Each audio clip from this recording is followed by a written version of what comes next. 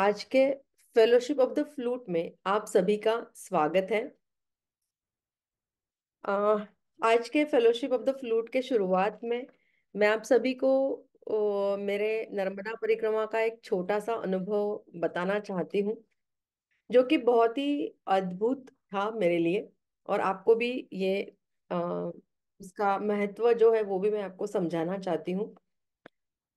परिक्रमा पे जब चल रही थी मैं अमरकंटक के जंगल में, तब एक दिन ऐसे हुआ कि सुबह 9 साढ़े 9 बजे मेरे साथ मैं थोड़ा सा रेस्ट के लिए बैठी थी।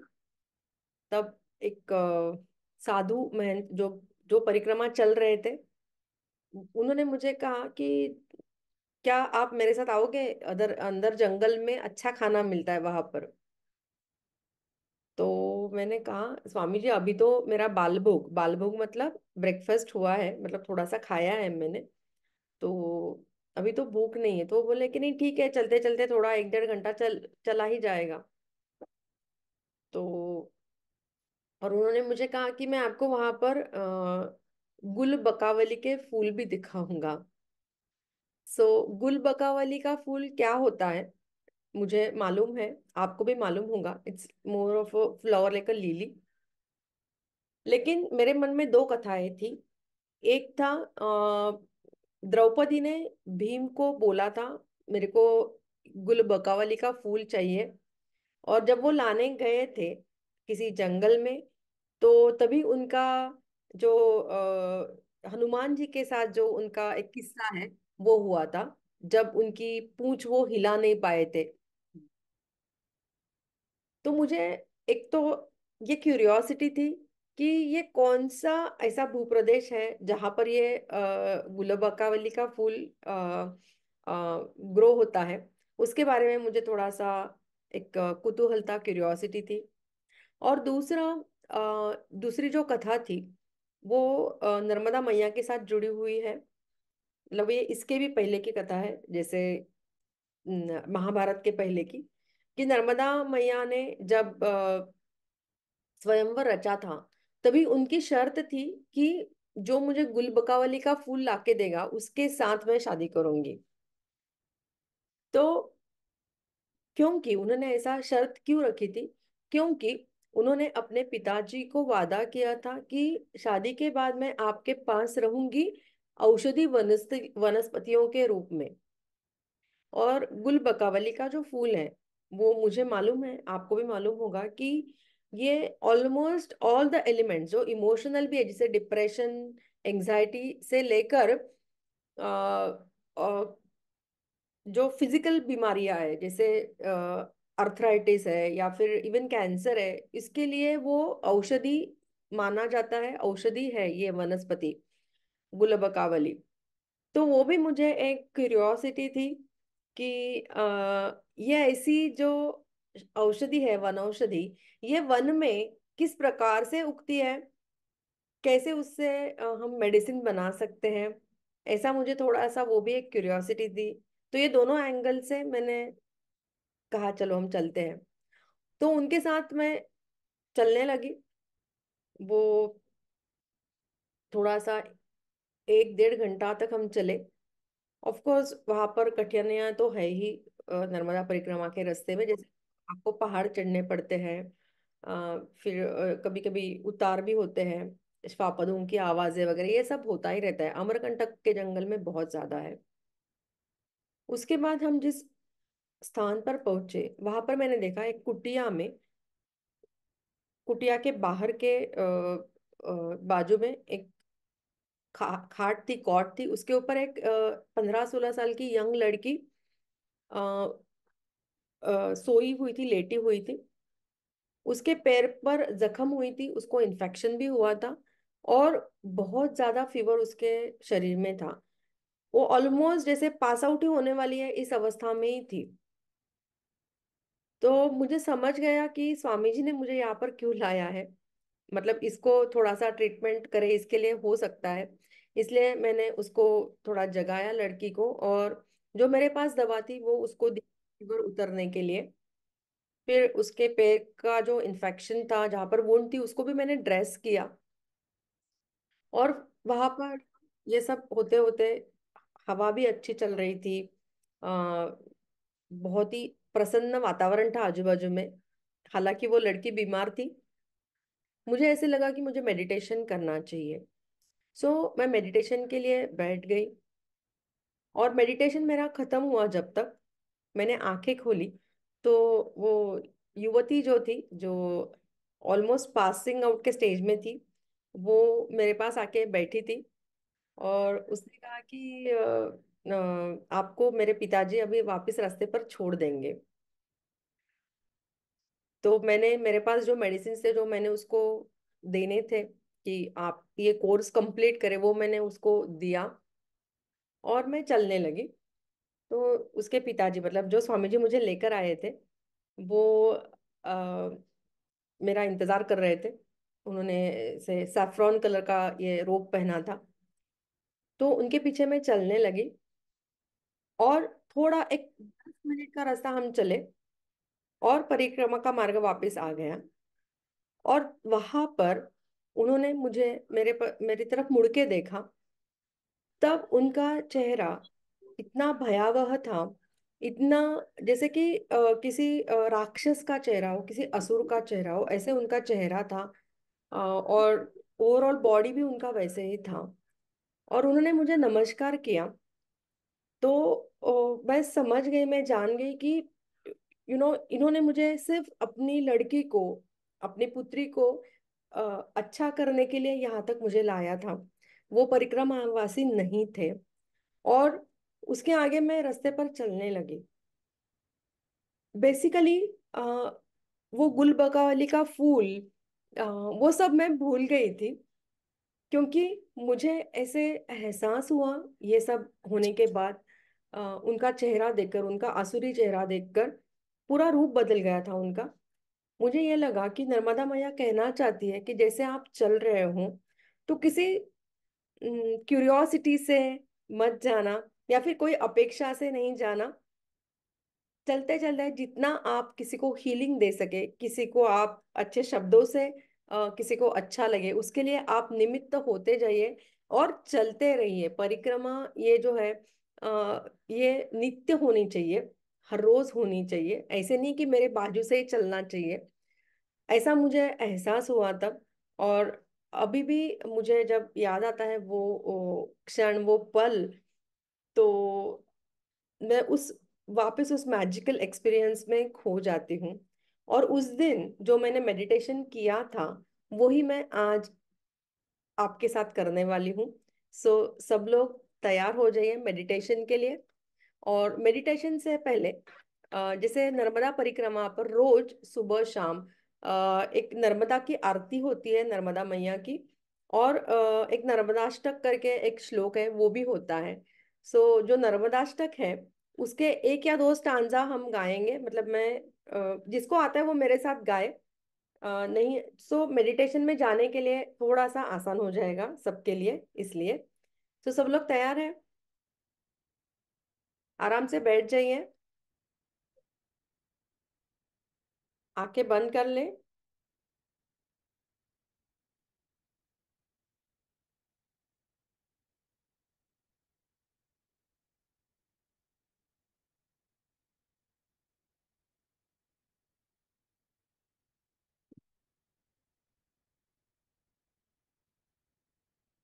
Okay, so everyone close your eyes.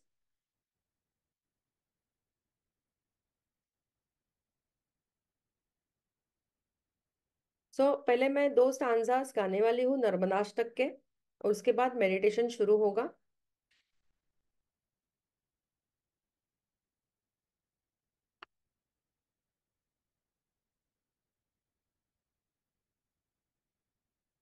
त्वदीयपादपङ्कजं Namami देवि नर्मदे। त्वदीयपादपङ्कजं नमामि देवि नर्मदे। सबिन्दु सिन्धु सुक्खलत्तरङ्गभङ्गरञ्जितन् द्विषुत्सुपापजातक अरिवारि संयुतं कृतान्तदूतकालभूतभीतिहारिवर्मदे। त्वदीयपादपङ्कजं नमामि देवि नर्मदे। महागभीर नीरपूर पापधूत भूतलन ध्वनत्समस्तपातकारि दारितापदाचलं जगल्लये महाभये मृकुण्डुसूनुहर्म्यदे त्वदीयपादपङ्कजन्नमामि देवि नर्मदे त्वदीयपादपङ्कजन्नमामि देवि नर्मदे त्वदीयपादपङ्कजन्नमामि देवि नर्मदे।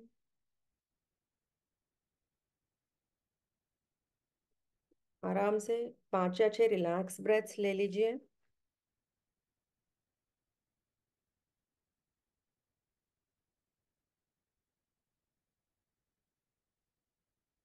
सांस लेते हुए और छोड़ते हुए बंद आंखों से अपने कॉलर बोन्स की तरफ देखें।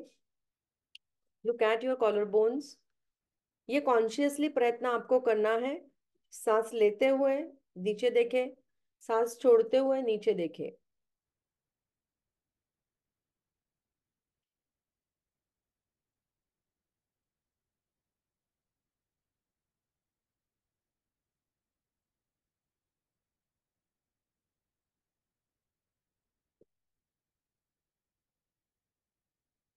अब अपने पूरे शरीर को रिलैक्स करें।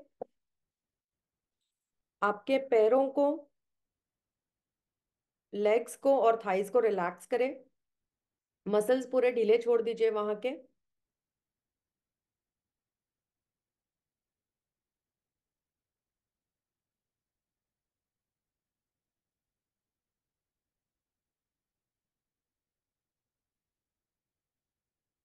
अब अपने बैक को रिलैक्स करें।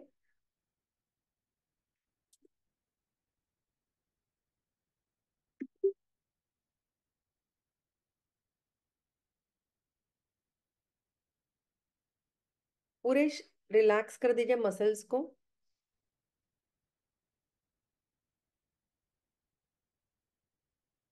अब अपने गर्दन को रिलैक्स करें। गर्दन को रिलैक्स करने के लिए सांस लेते हुए मन को केंद्रित करें अपने गर्दन पर। सांस छोड़ते हुए मन को केंद्रित करें अपने नाक के बाजुओं पर। For relaxing your neck, concentrate your mind over the neck as you inhale and over the sides of your nose as you exhale.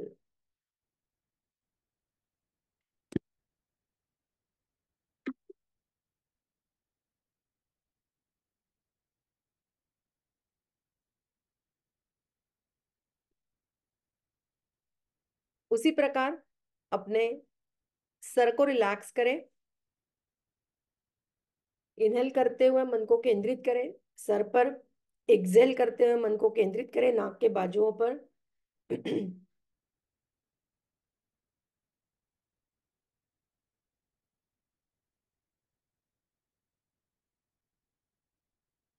उसी प्रकार अपने चेहरे को और आंखों को रिलैक्स करें। सांस लेते हुए मन को केंद्रित करें अपने आंखों पर। छोड़ते हुए मन को केंद्रित करें अपने नाक के बाजुओं पर।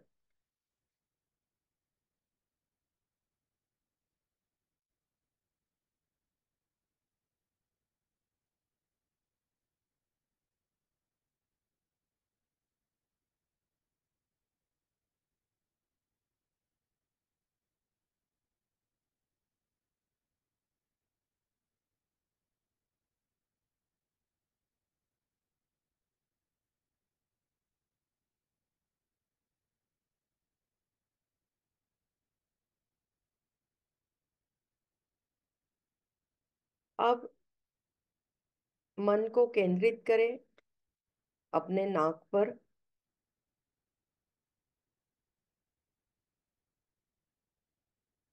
और ऑब्जर्व करें सांस लेते हुए नाक से सांस शरीर में प्रवेश कर रही है और सांस छोड़ते हुए नाक से सांस शरीर का त्याग कर रही है। सिर्फ इसके बारे में जागरूक हो जाए। while inhaling, the air enters your body through your nose. While exhaling, air leaves your body through your nose. ये करते हुए, इसके बारे में जागृति रखते हुए, आंखों को आंखों से नीचे ही देखते रहना है। Keep looking down at your collar bones. अगर चाहे आप तो थोड़ा सा नेक को फ्लेक्स करें, थोड़ा सा, अ बिट। बीच में थकान सी लगे तो 5 या 6 आरामदायी सांसें लें।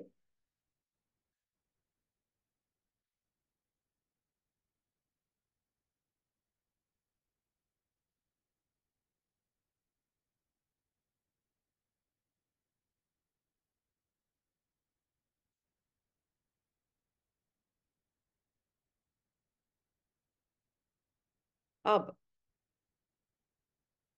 अपने नाक के मसल्स को पूरा रिलैक्स कर दीजिए। Relax the muscles of your nose completely.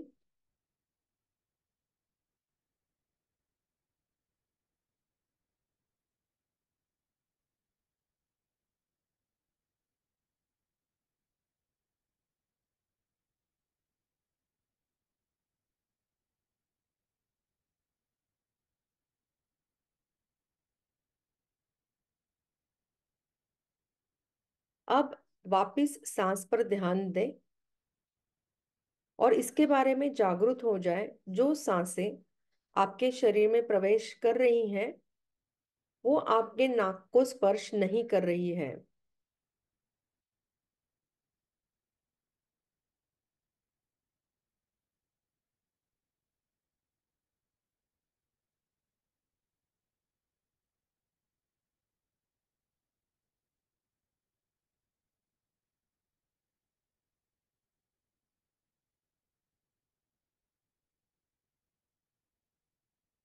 बंद आंखों से नीचे देखते रहें टुवर्ड्स योर कॉलर बोन्स।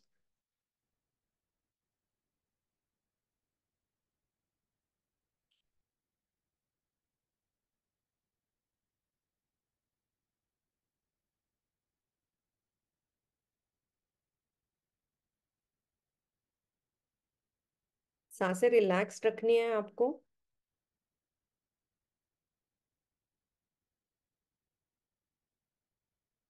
अब इसके बारे में जागरूक हो जाए, सांस लेते हुए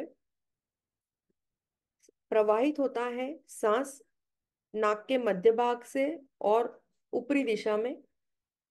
सांस छोड़ते हुए प्रवाह हो रहा है निचली दिशा में और नाक के बाजुओं से। बट आपके नाक को स्पर्श नहीं कर रही है कोई भी सांस।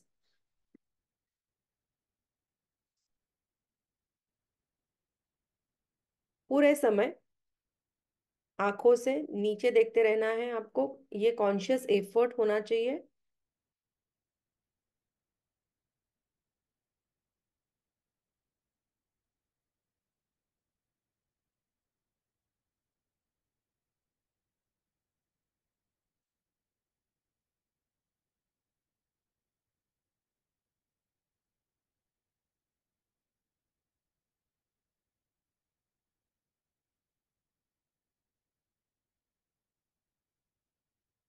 अब धीरे धीरे ये जो सांसें हैं, ये सांसें नहीं है, ये वाइब्रेशंस है, उसके बारे में जागरूक हो जाएं।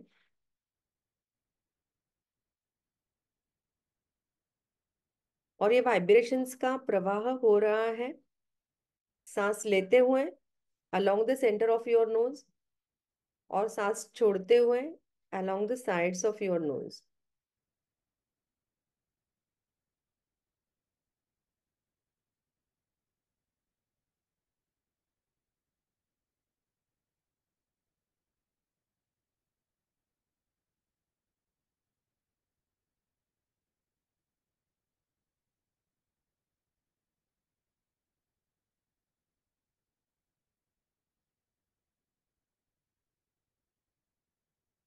धीरे धीरे ये वाइब्रेशंस आपके फोरहेड में कहाँ कहाँ प्रवाहित हो रहे हैं उसके बारे में जागरूक हो जाएं। Become aware of the flow of the vibrations in your forehead.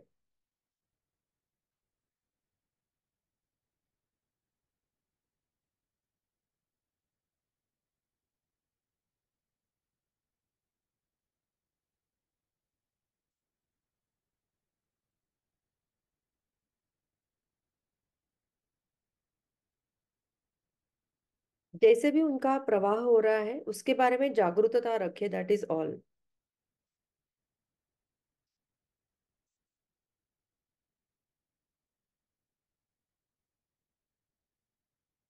धीरे धीरे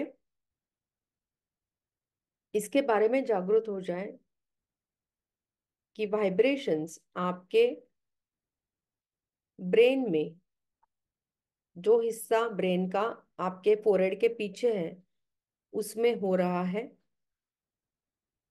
वहां पर वो कैसे प्रवाहित हो रहा है उसकी तरफ ध्यान दे।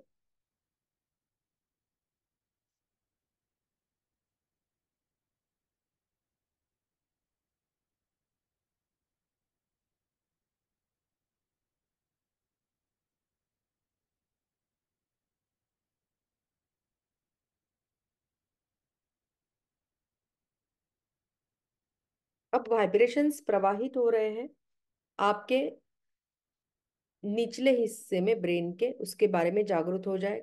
कैसे प्रवाहित हो रहे वाइब्रेशंस उसकी तरफ ध्यान दे, मतलब केवल जागरूक हो जाए। आपको कुछ डिसाइड नहीं करना है, केवल जैसे फ्लो हो रहा है उसको ऑब्जर्व करना है।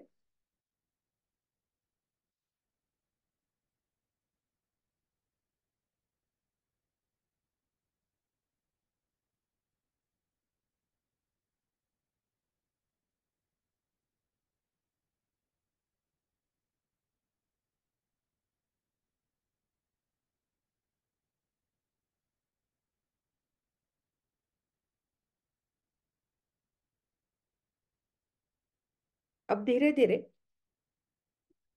वाइब्रेशंस का प्रवाह हो रहा है आपके गर्दन के स्पाइन में। Feel the vibrations flowing in the spine of your नेक।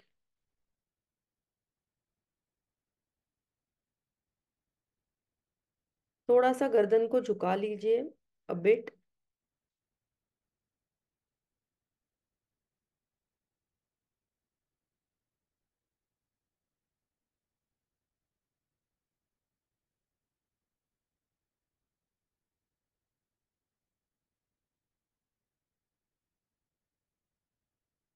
अब वाइब्रेशंस प्रवाहित हो रहे हैं आपके हृदय में, उसके बारे में जागरूक हो जाए।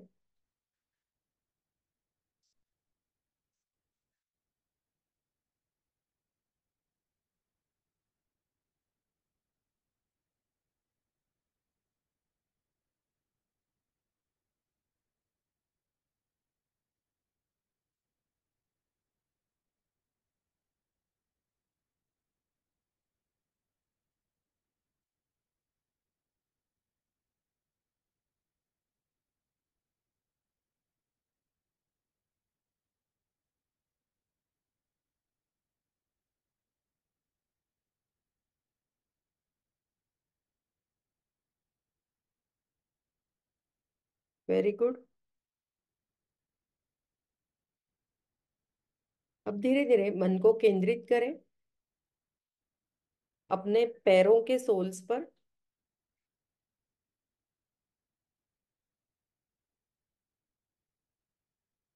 आपके पैरों के सोल्स में वाइब्रेशंस प्रवाहित हो रहे हैं, उसके बारे में जागरूक हो जाए।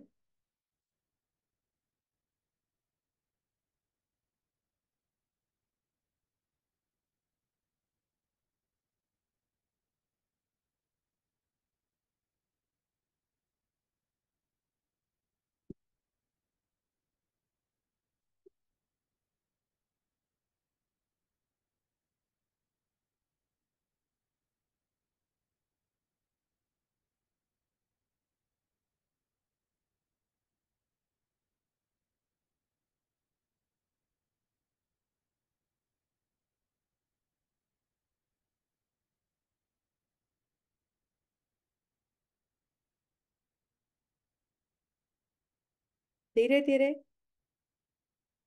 इसके बारे में जागरूक हो जाए कि आपके शरीर में जो वाइब्रेशंस प्रवाहित हो रहे हैं वो आजू बाजू के स्पेस के साथ, यूनिवर्स के साथ एक ग्रुप हो रहे हैं।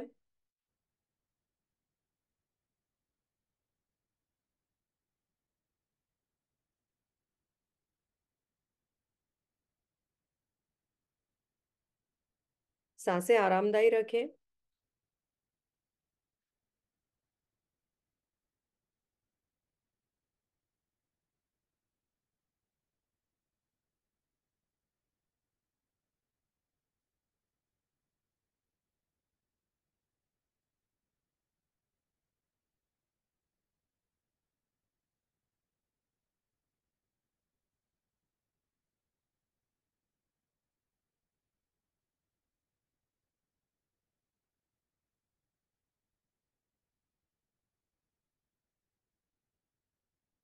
धीरे धीरे अपने सांसों के बारे में जागरूक हो जाएं, और इसके बारे में जागरूक हो जाएं कि ये सांसें ब्रह्मांड से मेरे शरीर में प्रवेश कर रही हैं। ये प्राण मुझे अर्पण हो रहा है हर क्षण ब्रह्मांड से।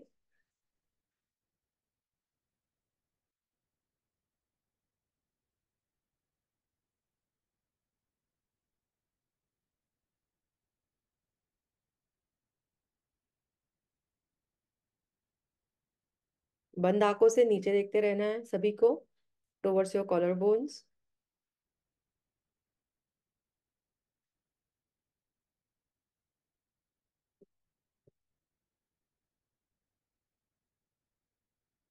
धीरे धीरे मन को केंद्रित करें अपने दो आंखों, दो भुआओं के बीच। Concentrate your mind between your eyebrows.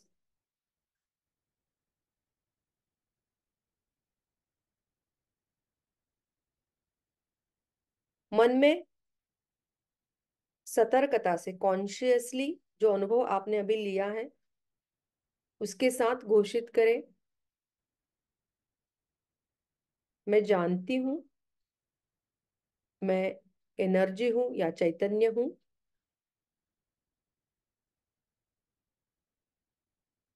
और इस ब्रह्म चैतन्य का मैं हिस्सा हूँ।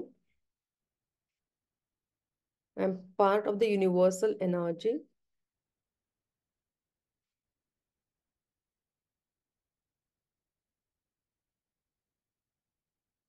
मेरे साथ जो भी प्रसंग आज तक हुए हैं जो कि सुखद है, उसके लिए ब्रह्मांड की कृपा मुझ पर है, ये मैं जानती हूँ। सो बी ग्रेटफुल।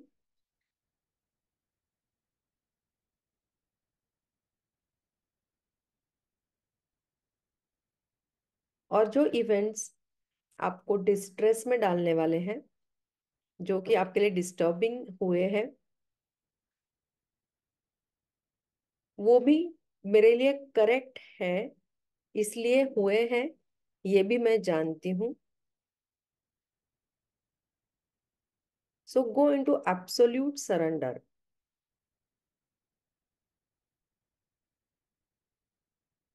कोई एक्सक्यूज नहीं देना है खुद को कि मुझे समझ में नहीं आ रहा है, ऐसे क्यों हुआ, व्हाई मी।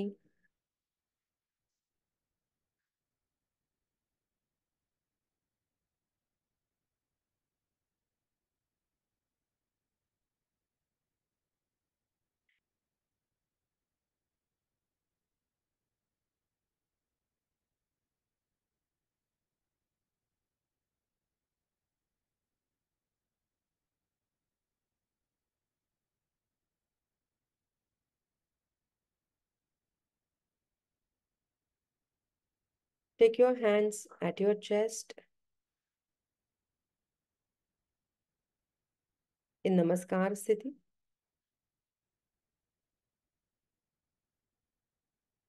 हम लोग प्रार्थना कहेंगे।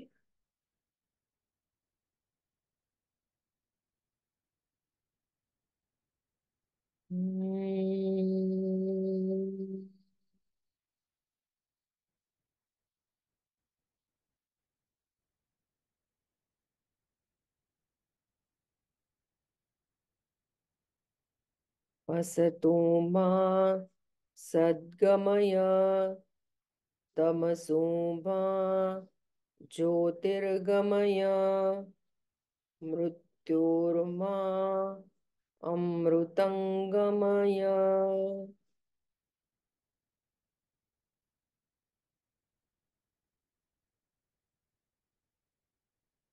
हम्म,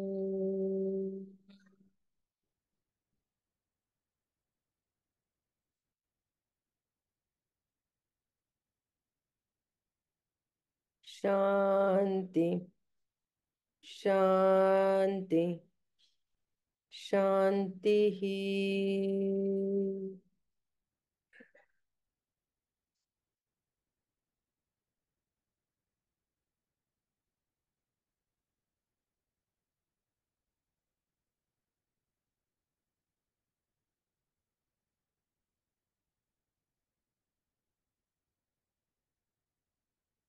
बंद आंखों से collar bones, sorry, middle fingers के टिप्स को देखें और उन्हें देखते हुए शांति से, आराम से आंखें खोलें।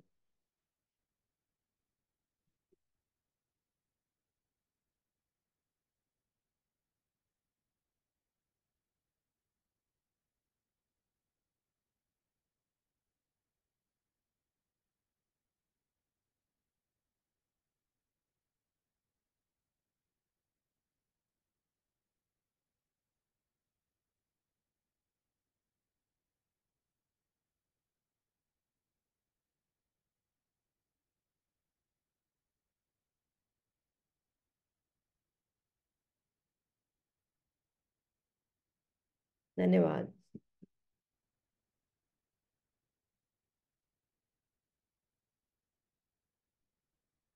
Thank you so much. ये जो किस्सा मैंने अभी शेयर किया, सी इन रेट्रोस्पेक्ट, मुझे ऐसे लगता है कि मुझे ऐसे लगा कि वो जो मुझे राक्षसी आसुरी स्वरूप दिखा, तो क्या वो मेरा डर था जो जब मैं उसे फॉलो कर रही थी, तब मुझे लगा कि किसी अननोन व्यक्ति के साथ मैं जा रही हूँ, परिक्रमा मार्ग से किसी और दिशा में जा रही हूँ, या फिर सच्ची में ऐसे लोग हैं जिन्हें मदद देने के लिए कोई भी तैयार नहीं है। ऐसे लोगों को मतलब किसी भी प्रकार से कोई भी अपनाता नहीं है, इसलिए इनका स्वरूप ऐसे दिखता है, ऐसे मुझे रेट्रोस्पेक्ट में लगता है। सो जो भी इन्फरेंस है वो आप निकाल सकते हैं अपने अपने मन से, लेकिन जो मेरी अनुभूति है वो मैंने आपको कही है। सो आपके कोई अनुभव अभी के मेडिटेशन के हैं या कुछ आप कहना चाहते हैं तो कहें।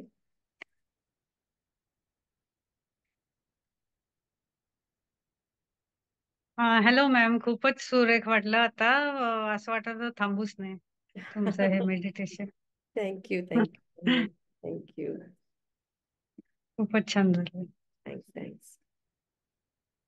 ॲज ऑलवेज डॉक्टर गौरी, अद्भुत मेडिटेशन झालं. आणि जेव्हा तुम्ही लास्ट सांगितलं की युनिव्हर्सल एनर्जी मध्ये आपण एक आहोत और टोटल सरेंडर, तर ती खरंच स्टेज छान अनुभवता आली. आणि त्याचा फायदाही जाणवला की एकदम आपण एनर्जी मध्ये एक रूप झालो की कसं शांत किंवा स्थिरता जी वाटते ती अनुभवता आली आता. Thank you. Thank you so much. See, I see so many people who are suffering from anxiety. तो बेसिकली एंजाइटी के लिए कैसा होता है कि हम लोग क्या फियर कर रहे हैं यही हम नहीं सोच रहे हैं। वी आर जस्ट फियरिंग कि मेरे अहंकार को ठेस लगेगी, मतलब why me is the only reason behind the anxiety. So you have to become aware कि जो भी भविष्य है उस पर मेरा नियंत्रण नहीं है। सो व्हाई बिकम एंग्शियस, क्योंकि हमारे एफर्ट्स भी हाफ हार्टेड लगते हैं जो भी हम गोल अचीव करना चाह रहे हैं उसकी तरफ, और हमारा चित्त भी विचलित हो जाता है। जब तक हमारा मन स्थिर नहीं होता है ना, हम लोग किसी को हेल्प करना चाहे, किसी की मदद करना चाहे तो भी नहीं करते, बिकॉज हम निर्णय पर ही नहीं आ पाते हैं।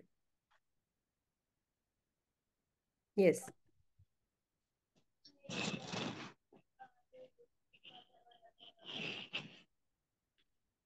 हाय। कैसी हुई आपकी आपकी गंगा प्रदक्षिणा कैसी हुई? बहुत अच्छी रही। एक्चुअली अब कोई अगले महीने से है ना, मेरे थोड़ा सा मेरा काम का बोझ थोड़ा ज्यादा है, इसलिए मैं बराबर प्लान करके फेलोशिप ऑफ द फ्लूट नहीं ले पाई। लेकिन मैं आप सभी को बताना चाहती हूँ नर्मदा परिक्रमा के मेरे अनुभव, जो अभी मैंने एक शेयर किया है। ऐसे बहुत अनुभव है, लेकिन ये अगले महीने से प्रॉपरली शुरू हो जाएगा, फरवरी से। आपको धन्यवाद देना चाहिए, क्योंकि आप जहां भी गई वहां से आपने हमको दर्शन कराया। थैंक हमें यू। तो हाँ ऐसा लगा कि हम आपके साथ ही है। जब हाँ वो मैम वो आप पानी में पाँव छोड़ के बैठती तो हमें लगता हम भी इनके साथ आनंद ले रहे हैं। हम्म, हम्म, थैंक हमें यू। अच्छा लगा, हमें अच्छा लगा। Thank you so much. बहुत बहुत सुंदर। यस। ओके। सो अगले महीने से regular fellowship of the flute होगी। और जैसे मैंने प्रॉमिस भी किया है आप सभी को कि अगले फेलोशिप ऑफ द फ्लूट में हम परिक्रमा के अनुभव सुनेंगे। और उसके आगे मार्च से जो फेलोशिप होगी उसमें भगवत गीता पर जो निरूपण है वो शुरू होगा मार्च से, इन द फेलोशिप ऑफ धन्यवाद। The flute. Okay. Hmm, okay. Thank you very much, love you all. Thank you take ma'am. Care. और नए साल में मेडिटेशन करते रहना। हाँ थैंक यू।